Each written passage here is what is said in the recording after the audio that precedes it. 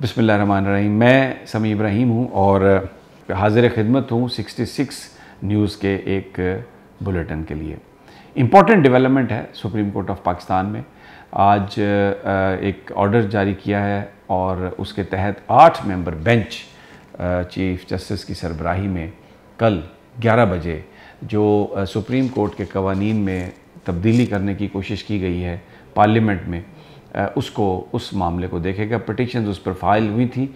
ये supreme court practice and procedure bill के नाम से ये हुकूमत ने तब्दीली करने की कोशिश की।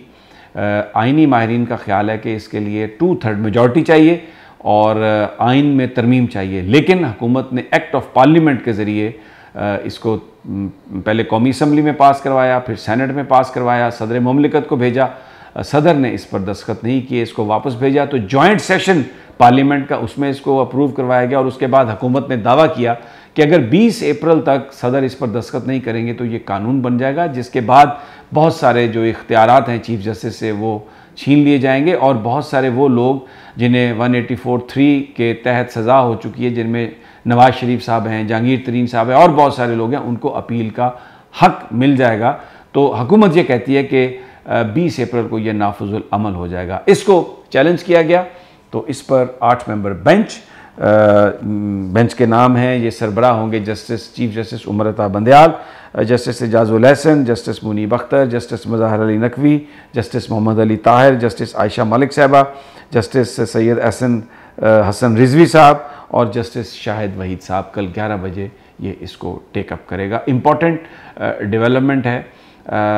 दूसरी जो अहम खबर है वो जो इलेक्शन कमीशन ने रिपोर्ट सबमिट की है कि वफाकी हुकूमत ने कोई पैसा नहीं दिया और सूबाई हुकूमत ने जो सिक्योरिटी प्लान सबमिट किया है उसमें उन्होंने कहा है कि 4 लाख सिक्योरिटी पर्सनल चाहिए, लेकिन हमारे पास तो 60-70 हज़ार के करीब हैं। तो एक तरह से उन्होंने भी ये कहा है कि हम इलेक्शन, पंजाब हुकूमत ने कहा है कि हम प्रॉपर सिक्योरिटी नहीं दे सकते।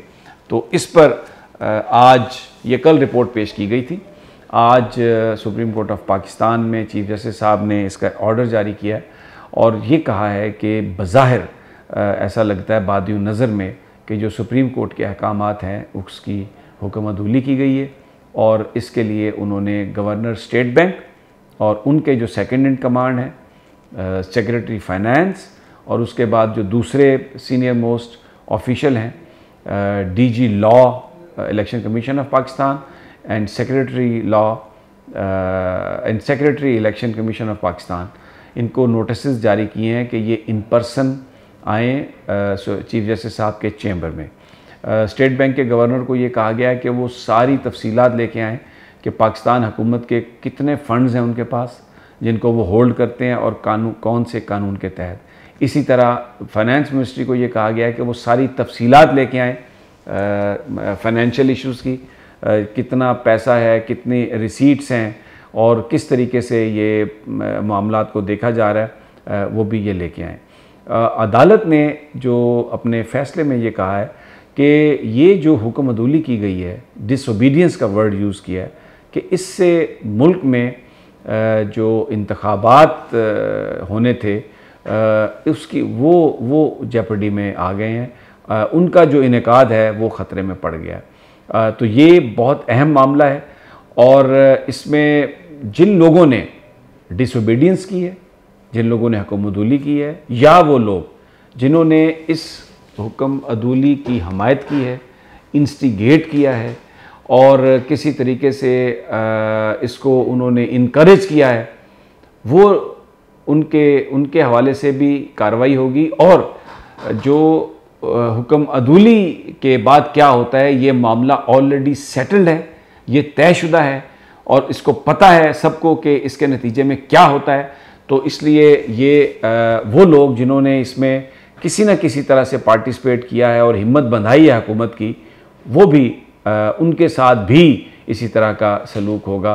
और फिर अदालत ने ये कहा है कि इस वक्त जो अदालत के सामने मामला है वो इलेक्शंस के इनेकाद के लिए फ़ंड्स की फरहमी को यकीनी बनाना है और वो बाकी तमाम मामला जिसमें कंटेम्प्ट ऑफ कोर्ट भी शामिल है उससे वो ज़्यादा अहम है। यानी अदालत जो है इस वक्त इलेक्शंस के इनेकाद को बहुत ज़्यादा अहमियत दे रही है और उनका ये कहना है कि सबसे हमारी जो बड़ी प्रायोरिटी है कि वो पैसे इकट्ठे किए जाएं और लिए जाएं हुकूमत से और इलेक्शंस का इनेकाद कराया जाए। जल्द हाजिर होऊंगा मज़ीद खबरों के साथ। इजाज़त दीजिए, तब तक अल्लाह निगहबान।